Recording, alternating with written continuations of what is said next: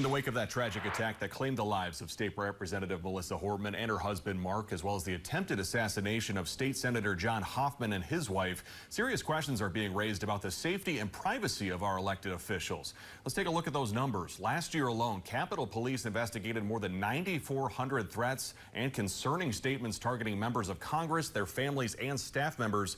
That is an 18% jump from the year before. Minnesota Senator Amy Klobuchar has long pushed for stronger data privacy protections for our lawmakers. She's gone on the record to advocate for data privacy for everyone, including addresses of lawmakers. Despite experiencing resistance in the past on this topic, she hopes maybe the murders of the Hortmans will change that sentiment within Congress.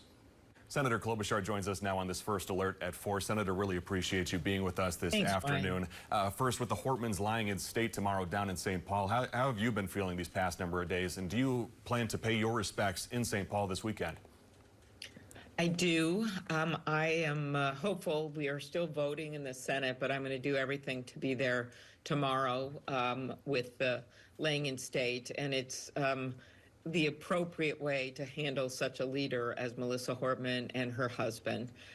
She was, by all accounts, anyone that's worked with her, and I knew her from way back when she was first running for legislator, she was an incredibly forceful person. She was able to work across the aisle, especially this year with the split House. She and her Republican counterpart were able to work out a budget. It wasn't easy, but she did it. And she also did some great things for Minnesota, like get the bill passed on the school lunch, and better paid family leave and all kinds of things. And we're just going to miss her. She was, I can't explain. I think about Duluth because she was always on our bus trips the last few weeks when we would campaign around the state. And, you know, other people were just up there, you know, eating Doritos and talking on the phone. And she had spreadsheets in front of her as we would drive up to Duluth in the bus with every legislative race in the state. She was a really hard worker, and she cared about our state. It certainly did. And Senator, what happened to the Hortmans, obviously such a tragedy. I'm sure it's shaped many of your colleagues' views when it comes to the need for stronger protections when it comes to our state and federal lawmakers, especially in our current political climate today. Exactly. And I have been pushing for better security for quite a while. I was the chair of the Senate Rules Committee, and we got a lot more police in the Capitol and got more fully staffed.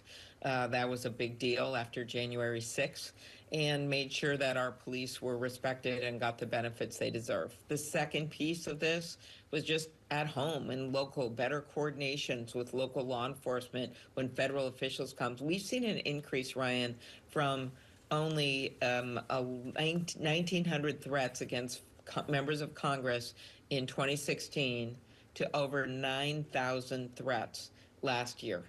That is that's like 10 times the amount of threats.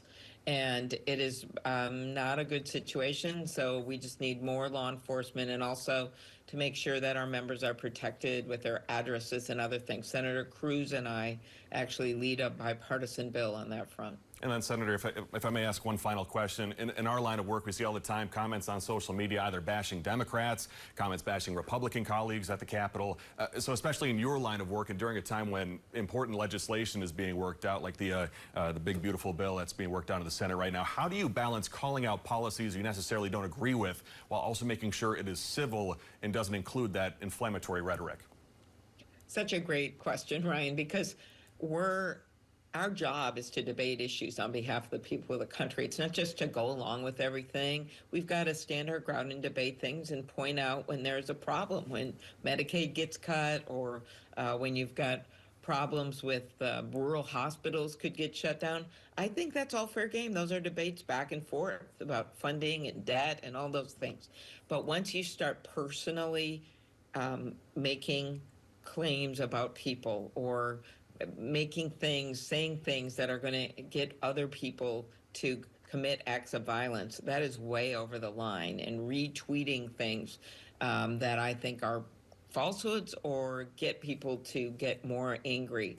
We all have an obligation, because courage isn't just yelling at people. Courage is whether or not you're willing to stand next to someone you don't always agree with for the betterment of this country. And I have one of the top records in the Senate, #1 for bipartisan bills. And that's because I try to find common ground when I can, and I just believe we need more of that. Well said. Minnesota Senator Amy Klobuchar here with us at 4th. Senator, thank you for your time. Appreciate you joining us on this Thursday. Thank you. Great to be on, Ryan.